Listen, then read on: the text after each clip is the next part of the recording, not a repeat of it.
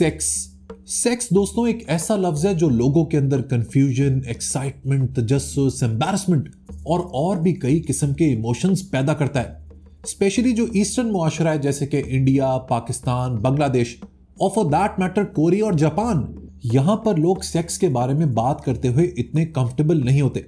लेकिन आज दोस्तों बुक बडी आपको इंसान की सेक्सुअलिटी को लेकर एक ऐसे सफर पर लेकर जाएगा जिसमें आपको हमारी सेक्सुअल लाइफ के हवाले से कुछ ऐसी बातें पता लगेंगी जो आपको हैरान परेशान कर देंगी, सरप्राइज कर देंगी, शायद आपको कुछ बातों पर गुस्सा भी आ जाए।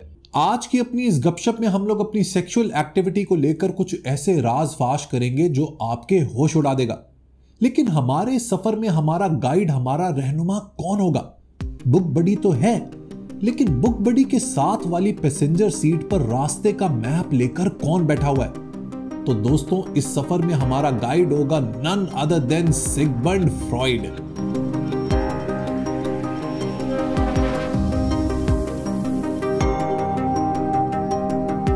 फ्रॉइड ने दोस्तों 1905 में एक किताब लिखी which jolted the world of psychology. इस किताब ने साइकोलॉजी की दुनिया में एक तहलका मचा दिया था।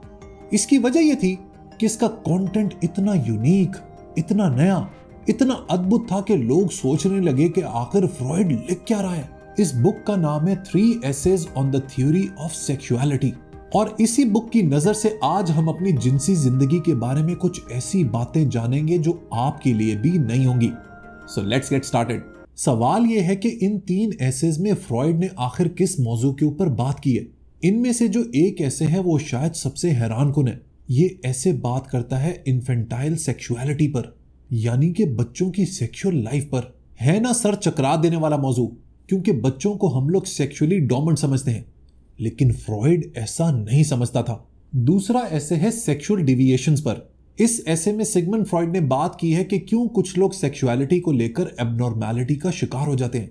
मसलन उसने ओरल और एनल सेक्स पर बात की है, इन्वर्जन परवर्जन पर बात की है, फीटिशिज्म का मौजू डिस्कस की है, क्यों लोग बच्चों और जानवरों के साथ भी सेक्स कर बैठते हैं इस बात का भी जिक्र किया है। और जो आखिरी ऐसे है उसमें फ्रॉइड ने बात की है इंसान की साइकोसेक्सुअल डेवलपमेंट पर, यानी कि इंसान बचपन से जैसे जैसे जवान हो रहा होता है उसके अंदर कौन कौन सी सेक्सुअल चेंजेस आती हैं। हम लोग अपनी गुफ्तगू का आगाज करते हैं इस लफ्ज सेक्सुअल से, क्योंकि इस लफ्ज को डिफाइन करना बहुत जरूरी है। आखिर सेक्सुअल होता क्या है? सिगी यानी सिगमंड फ्रॉइड का कहना था कि ये जो लफ्ज सेक्सुअल है ना, इसको डिफाइन करना एक मुश्किल काम है। अगर हम ये कहें कि सेक्सुअल का मतलब है औरत और मर्द के सेक्सेस का फर्क, तो ये आइडिया बहुत वेग होगा, अनक्लियर होगा। दूसरी तरफ अगर सेक्सुअल का मतलब ये समझा जाए कि मर्दों और औरतों के जिनसी आज़ा यानी सेक्स जेनिटल्स का आपस में कॉन्टैक्ट, तो ये इस टर्म सेक्सुअल को बहुत लिमिटेड कर देगा। और अगर ये कह दिया जाए कि इस लफ्ज सेक्सुअल का ताल्लुक हमारी रिप्रोडक्शन से है, तो बाकी एक्टिविटीज जैसे कि किसिंग योर पार्टनर या फिर मास्टरबेशन, इनको किन कैटेगरीज में डाला जाएगा? फ्रॉइड का कंक्लूजन ये था कि ये जो लफ्ज सेक्सुअल है ना, इसमें ये सारी एक्टिविटीज शामिल होती हैं। तो चाहे वो सेक्स को लेकर इंसान की फीलिंग्स हो, सेक्सुअल इंटरकोर्स हो, पेनिट्रेशन हो, हगिंग हो, किसिंग हो, सेक्सुअल फैंटेसीज हो या फिर सेक्सुअल एब्नॉर्मैलिटीज हो, ये सब सेक्सुअलिटी का ही हिस्सा हैं। फ्रॉइड ने इस किताब में जो शायद सबसे कंट्रोवर्शियल बात की ना, उसका ताल्लुक बच्चों की सेक्सुअल लाइफ से था। जिस जमाने में सिगी जिंदा था ना, उस जमाने में गुमान ये किया जाता था कि बच्चे सेक्सुअली डोमिनेंट होते हैं, उनके अंदर किसी भी किस्म की सेक्सुअल फीलिंग्स नहीं होती। शुरू में फ्रॉइड भी ऐसा ही सोचा करता था, लेकिन 1897 के बाद उसने बिलाखिर ये डिसाइड कर लिया कि बच्चों के अंदर भी सेक्सुअल इंपल्सेस मौजूद होती हैं और सिर्फ एक साइको एनालिस्ट ही चाइल्डहुड सेक्सुअलिटी को सही तरीके से इन्वेस्टिगेट कर सकता है। सिगी का कहना था कि बच्चा पैदा ही सेक्सुअल इंपल्सेस के साथ होता है। जैसे जैसे वो बड़ा होता है, सोसाइटी और उसके आसपास के लोग उसके अंदर पैदा होने वाली जिनसी ख्वाहिशात को दबा देते हैं।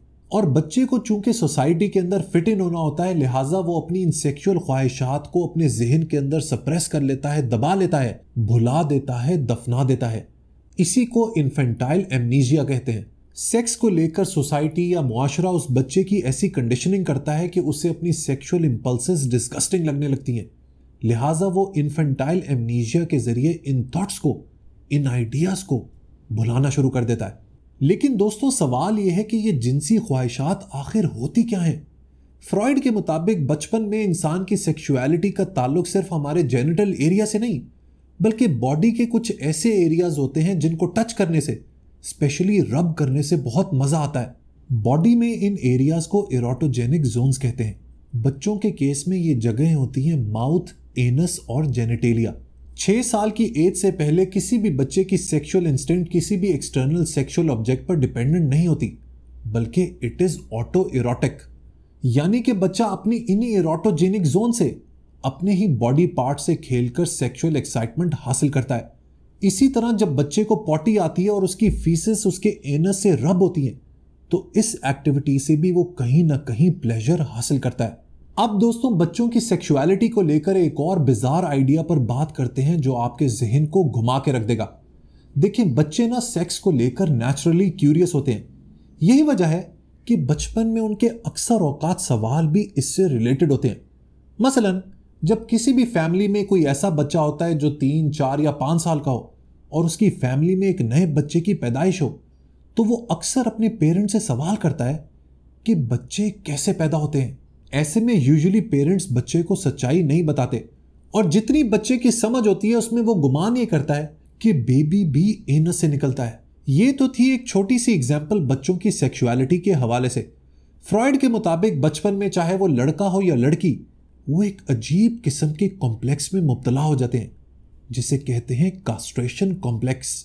इस कॉम्प्लेक्स में होता यह है कि जब भी किसी लड़के को पहली दफा पता लगता है कि लड़कियों की तो पीनस होती ही नहीं है, तो वो टेरिफाइड हो जाते हैं, घबरा जाते हैं।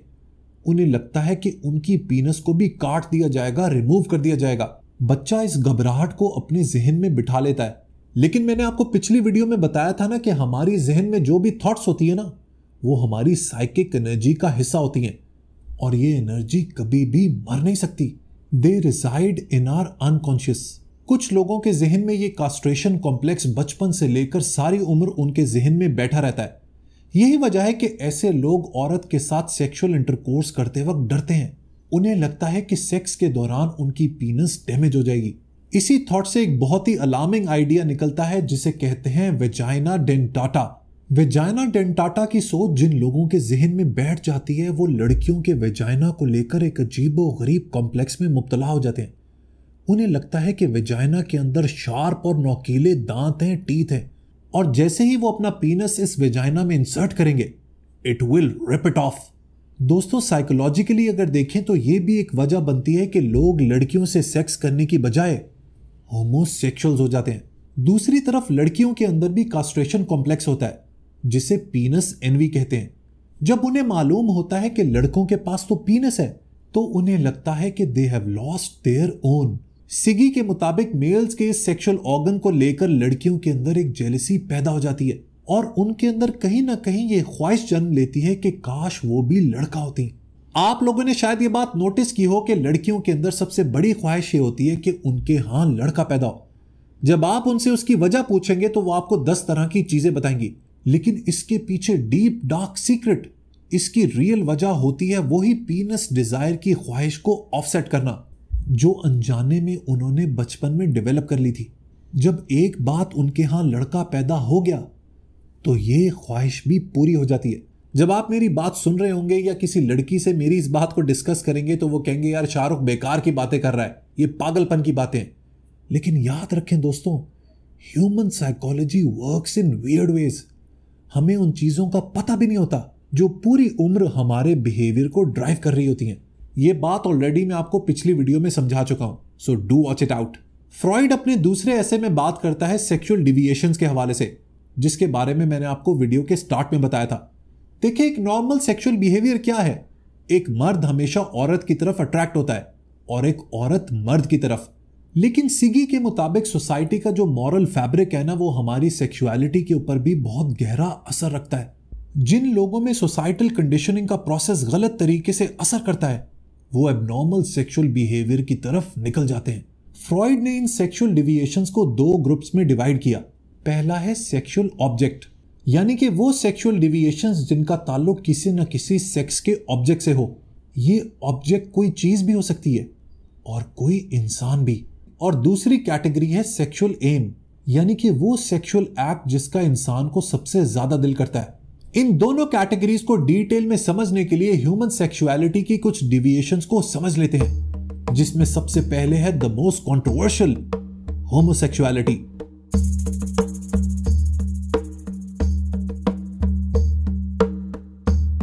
फ्रॉइड होमोसेक्सुअलिटी को इन्वर्जन कहता था और होमोसेक्सुअल्स को इनवर्ट्स। इनवर्ट्स वो लोग होते हैं दोस्तों जिनकी जिनसी ख्वाहिशात अपने ही सेक्स के लोगों तक महदूद होती हैं।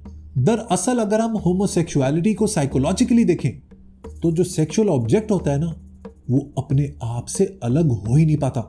इन्वर्जन की कैटेगरी में जो लोग आते हैं उनमें 3 तरह के बिहेवियर्स पाए जाते हैं। होमोसेक्सुअलिटी में कुछ लोग सिर्फ अपने ही सेक्स के लोगों के साथ इंटरकोर्स करते हैं, कुछ लोग दोनों तरफ टिल्ट होते हैं, यानी कि दे आर बाइसेक्सुअल। मसलन अगर मर्द है तो वो औरत के साथ भी सेक्स करेगा और मर्द के साथ भी करेगा।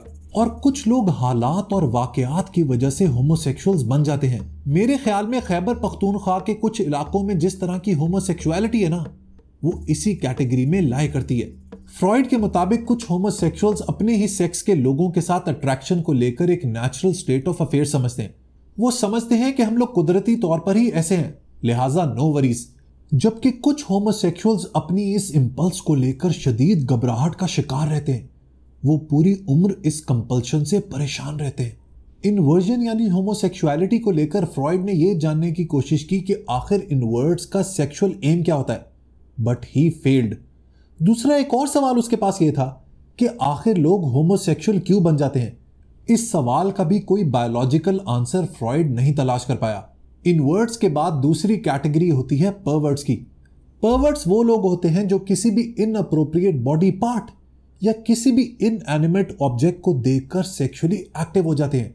इसी कैटेगरी में ओरल और एनल सेक्स आती है। लेकिन सिगी का कहना था कि ओरल और एनल सेक्स को लेकर ज्यादातर लोग डिस्गस्ट यानी कि एक कराहत का शिकार हो जाते हैं। कभी कभार ये डिस्गस्ट इतने एक्सट्रीम लेवल पर चली जाती है कि ऑपोजिट सेक्स के जो नॉर्मल सेक्सुअल जेनिटेलिया है उससे भी इंसान को नफरत हो जाती है और उसका सेक्सुअल इंटरकोर्स करने का दिल ही नहीं करता। फ्रॉइड के मुताबिक जो हिस्टेरिकल लोग होते हैं, जो पागलपन का शिकार लोग होते हैं, उनमें इस तरह की डिस्गस्ट, इस तरह का बिहेवियर नजर आता है। एक और तरह की सेक्सुअल डिविएशन है जिसे फीटिशिज्म कहा जाता है। इस तरह के बिहेवियर में होता यह है कि इंसान किसी नॉर्मल सेक्सुअल ऑब्जेक्ट को किसी ऐसी चीज से रिप्लेस कर देता है जो नॉन सेक्सुअल हो। अक्सर मर्दों को फीट फीटिश होती है, वो लड़कियों के खूबसूरत पैरों को देखकर सेक्सुअली एक्टिव हो जाते हैं। वहीं कुछ लोग ऑपोजिट सेक्स के कपड़ों को लेकर भी एक फीटिश डेवलप कर लेते हैं। फ्रॉइड का कहना था कि इस फीटिश का ताल्लुक भी बचपन के सेक्सुअल एक्सपीरियंस से होता है, जिसमें बच्चा किसी एक सेक्सुअल ऑब्जेक्ट या किसी मेमोरी को सेक्सुअल अर्ज से कनेक्ट कर देता है। मसलन कुछ लोगों को फरी चीजें बहुत पसंद होती हैं। अब उस फर की लाइकनेस के पीछे शायद प्यूबिक हेयर के साथ कोई एसोसिएशन हो।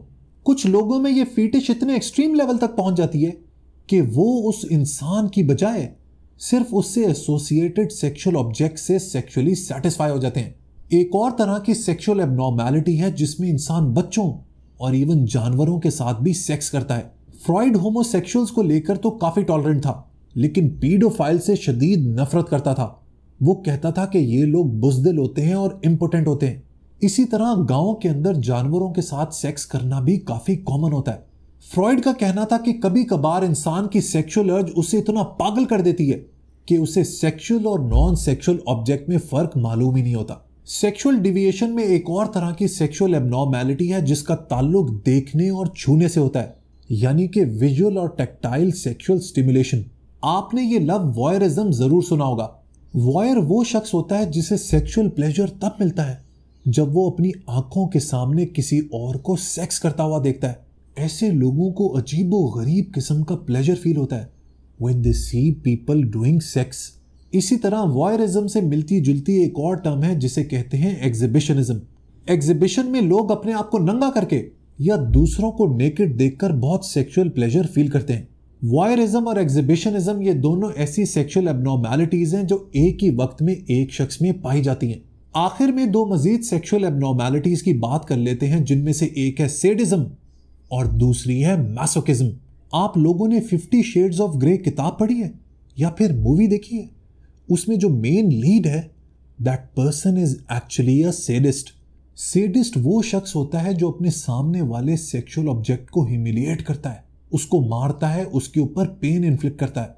मैसोकिज्म इसका ऑपोजिट है। मैसोकिस्ट वो लोग होते हैं जो सेक्सुअल ऑब्जेक्ट से चाहते हैं कि वो उनके ऊपर वही जुल्म करे, वही पेन करे, उन्हें वैसे ही ह्यूमिलिएट करे। फ्रॉइड का कहना था कि इन दोनों परवर्जन्स की रूट तक पहुंचना बहुत ही आसान है। उसका कहना था कि मर्दों के अंदर नेचुरली एक डोमिनेटिंग नेचर होती है, लेकिन सेडिज्म के केस में it gets out of control. लेकिन फ्रॉइड की इस बात को कंटेस्ट भी किया जा सकता है, क्योंकि कुछ खवातीन भी सेडिस्ट होती हैं। They want to dominate when it comes to sexual activity. Siggy का कहना था कि मैसोकिज्म के पीछे भी एक फीलिंग ऑफ गिल्ट और फियर है। It's basically sadism turned in oneself. Freud का जो तीसरा ऐसे था उसको उसके बाकी 2 ऐसे से ज्यादा एक्सेप्टेंस मिली, लेकिन मेरे हिसाब से उसका तीसरा ऐसे भी उतना ही यूनिक और कंट्रोवर्शियल है जितना उसके पहले 2 ऐसेस थे। अब जब आप ये कहेंगे कि जब बच्चा माँ का दूध पीता है तो उसे सेक्सुअल सैटिस्फैक्शन मिलती है, तो उससे लोग तो परेशान होंगे। इस ऐसे में इंसान की जो साइकोसेक्सुअल डेवलपमेंट होती है ओवर द इयर्स, उसके बारे में बात की गई है। इसी ऐसे के दौरान हम लोग बात करेंगे एक और बहुत ही कंट्रोवर्शियल आइडिया के ऊपर, जो कि है इडिपस कॉम्प्लेक्स। सोचा तो मैंने ये था कि मैं आज ही एक ही एपिसोड में तीनों एसेस को कवर कर जाऊंगा, लेकिन जितनी कॉम्प्लेक्स और डीप बातें मैंने की है ना, आई थिंक इट्स इंपॉर्टेंट कि आप लोग पहले इसको एब्जॉर्ब कर लें। लिहाजा जो बातें मैंने आपको बताई है ना, उनके बारे में जरूर सोचिएगा, कॉन्टेम्पलेट कीजिएगा। बेवकूफ लोगों की तरह हमारी ये आदत होती है, जो चीज हमें समझ नहीं आती हम कहते हैं यार ये पागल का बच्चा था फ्रॉइड, उसे क्या पता, ये अजीबो गरीब बात कर रहा है, गैर शरई बात कर रहा है, गैर दीनी बात कर रहा है। Don't fall for this trap. Remember, human psychology is very very complex. हमारे जहन के अंदर कुछ ऐसे डीप और डार्क सीक्रेट्स होते हैं जिनको अनअर्थ करने से ही हम अपनी ट्रू पर्सनालिटी के बारे में जान सकते हैं। वीडियो पसंद आए तो लाइक बटन जरूर प्रेस कीजिएगा, and don't forget to subscribe to book buddy. Until next time, goodbye.